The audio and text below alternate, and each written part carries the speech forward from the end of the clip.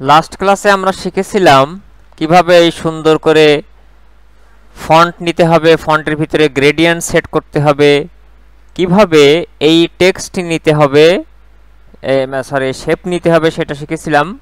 আজকে আমরা শিখব এই শেপের ভিতরে কিভাবে ইমেজ দিতে হবে। এবং আরও একটা জিনিস দেখেন, এইখানে দেখেন শেপটার এই অংশটা কাটা, এই অংশটা কাটা, ঠিক না? এইটা কিভাবে করলো সেটা আজকে আমরা ক্লাসে শিখবো। তাহলে সবাই মনোযোগ আছে তো আমার দিকে? আচ্ছা, তাহলে আসেন আমরা দেখার চেষ্টা করি যে কিভাবে এই কাজটা করলো। আমরা যদি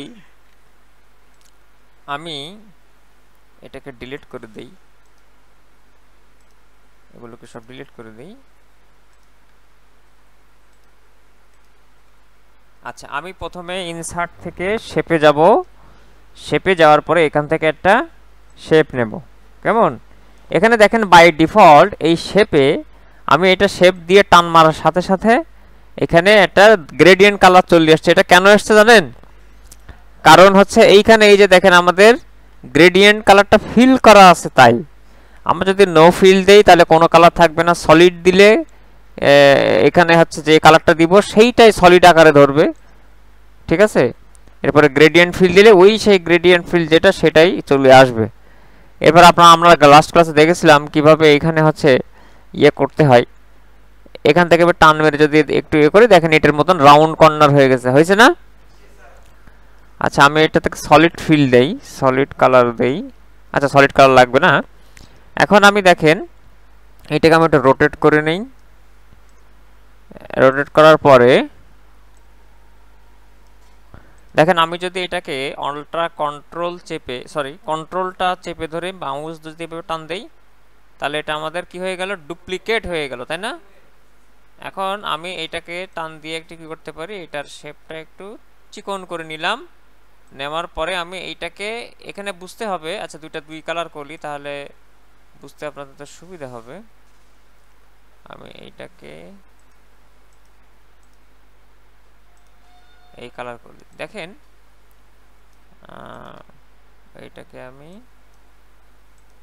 পুরোটা রেড করেই দিই।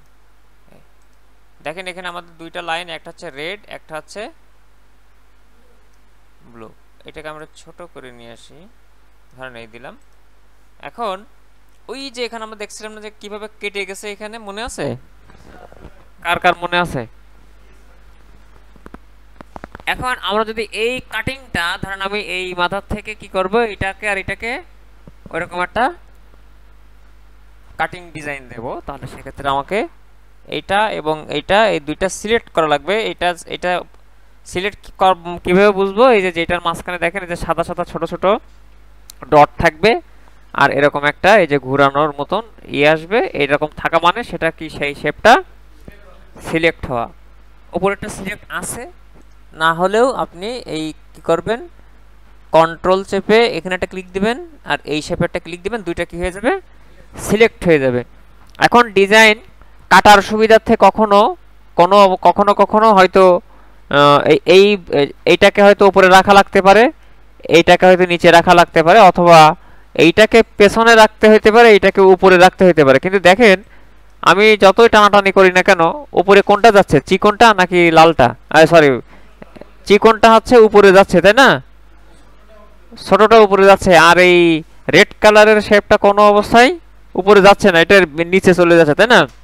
তাহলে সেক্ষেত্রে দেখেন, সেক্ষেত্রে আমি ওই উপরে নিচে করার সিস্টেম হচ্ছে, আমি যেইটাকে উপরে আনতে চাই বা যেইটাকে পেছনে নিতে চাই একটা হলেই হবে। এখন কোনটা সিলেক্ট আছে বলেন তো?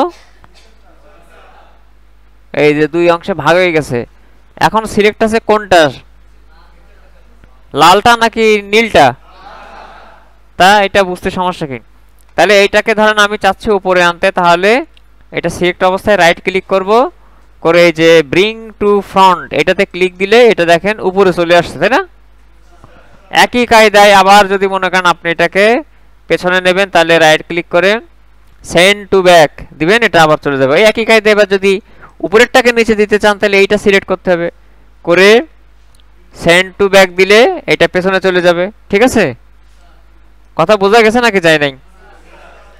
তাহলে আমরা একটু দেখি এই ডিজাইনটা কিভাবে করেছে। হয়তো আমাদের 100% অ্যাকুরেট হবে না, এটা হচ্ছে এই মনে রাখতে হবে এটা হাতের কাজ, যে যত সুন্দর করে এটাকে করতে পারো তত ভালো হবে। আমি জাস্ট আপনাদের বোঝার সুবিধাটা দেখানোর চেষ্টা করছি।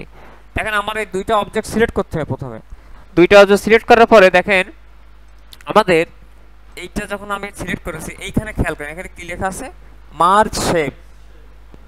ঠিক আছে, মানে শেপটাকে কি করে দাও, মার্জ করে দাও।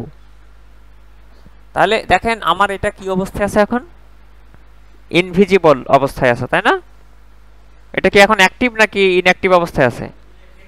কারণ কি, কারণ শেপ দুইটা না হলে কি হবে না, সিলেক্ট হবে। তাহলে এইটাকে আমি একটা ক্লিক দেব, দিয়ে এইটাকে দেবো, তাহলে আমার এখন দুইটা শেপ কি হয়েছে। এখন দেখেন আমি যে মার শেপে যাব, যাওয়ার পরে দেখেন ইউনিয়ন যদি দেই তাহলে দুইটা কি হয়ে যাবে, একই রকম হয়ে যাবে। এই কম্বাইন যদি দেই তাহলে দেখেন আমার দুইটা কি হয়ে গেছে, ওই দেখেন এখানে কিন্তু কিছু ইয়ে দেখা যাচ্ছে, দেখছেন? এই দেখেন কাটিং হয়ে গেছে পুরোটাই, এখন আরেকটা ডিজাইনে পরিণত হয়েছে। এই যে দেখেন এইটাই দিয়েছিল, যে সাবট্রাক্ট দিয়েছিল, তাই না? এইটাই করা ছিল মূলত, তাই তো? তাহলে আমরা যদি, তাহলে বোঝা যাচ্ছে কি এইটাকে আমাদেরকে উপরে আনতে হবে, তাহলে ডিজাইনটা হবে। Send to bring to front দেই, এখন যদি দেই, দিয়ে যদি আমি সাবট্রাক্ট দেই, আচ্ছা এই হলো একটা, যে দিলেই হচ্ছে। এই যে দেখেন, তাহলে আমি এটাকে একটু বড় করে দিলেও হচ্ছে, আমার ডিজাইনটা চলে আসবে। এই যে দেখেন দিলে, বড় করে দিলেও কি হবে, ওই কাটিং এরিয়াটা চলে আসবে। এবার আপনি এখানে চাইলে এবার ঘুরিয়ে ফিরিয়ে যা খুশি তাই করতে পারবেন, তাই না? বোঝা গেছে নাকি যায় নাই?